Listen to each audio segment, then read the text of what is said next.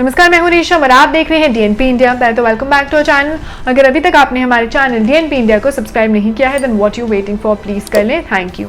सो मुख्यमंत्री पुष्कर सिंह धामी मंगलवार सुबह केदारनाथ पहुंचे, जहां बाबा केदार के दर्शन के बाद उन्होंने पूर्ण निर्माण कार्यों का निरीक्षण किया और सीएम बनने के बाद पुष्कर सिंह धामी पहली बार केदारनाथ पहुंचे हैं। चहली पैड पर देव स्थानक बोर्ड और जिला प्रशासन समेत 3 पुरोहितों ने उनका स्वागत भी किया। उनका केदारनाथ जाने का कार्यक्रम खराब मौसम के कारण इससे पहले 3 बार स्थगित भी हो चुका है। और मैं आपको बता दूं कि पीएम मोदी 7 अक्टूबर को उत्तराखंड आ रहे हैं। हालांकि अभी तक उनका केदारनाथ जाने का कोई कार्यक्रम तय नहीं है, लेकिन उनके केदारनाथ जाने की चर्चा जरूर चल रही है। जहां केदारनाथ धाम में निरीक्षण के बाद पत्रकार वार्ता में सीएम ने कहा है कि चारों धामों में पूर्ण निर्माण पर 708 करोड़ खर्च होंगे और 409 करोड़ का काम फिलहाल केदारनाथ में चल रहा है। जब बद्रीनाथ में 245 करोड़ का काम होगा, वहीं अन्य दोनों धामों में भी काम चल रहा है। वहीं साथ साथ उन्होंने लोगों से उत्तराखंड में यात्रा करने की अपील भी की है, कोविड नियमों के पालन करते हुए। और क्या क्या चीजों के बारे में सीएम ने बोला, please have a look at the next clip and keep watching DNP India.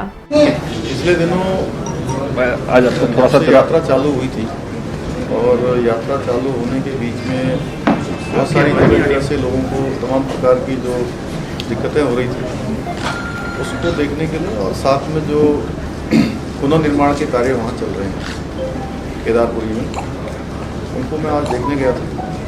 Kedarpuri में अभी तक लगभग कुल मिलाकर 409 करोड़ रुपए का कार्य प्रस्तावित और चल रहे हैं दोनों मिलाकर, जिसमें 225 करोड़ का फेज 1 का जो काम है वो पूरा हो गया है और फेज 2 का निर्माणाधीन जो है 114 करोड़ है।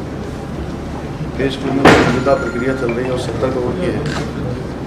इसी प्रकार से बद्रीनाथ में फेज 1 में 245 करोड़ ये स्वीकृत धनराशि है। गंगोत्री यमुनोत्री सब मिलाकर जो निविदाएँ निकली हैं अभी तक, जब से ये नई सरकार काम कर रही है भारतीय जनता पार्टी की 2017 के बाद, 708 करोड़ रुपए इन चारों धामों में प्रस्तावित हैं और काम चल रहा है।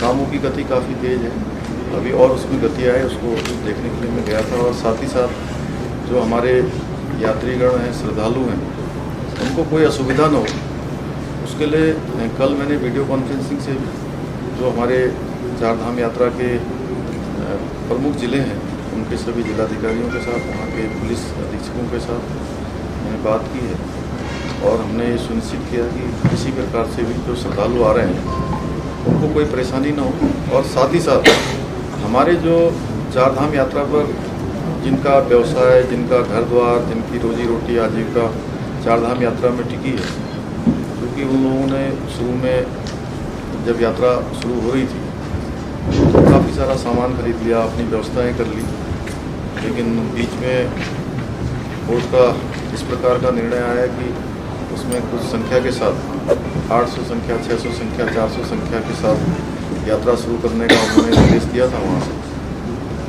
तो फिर से हम सरकार माननीय न्यायालय में गई और आज उस पर भी कोर्ट का निर्णय आ गया है और अब यात्रा सुचारू रूप से चलेगी।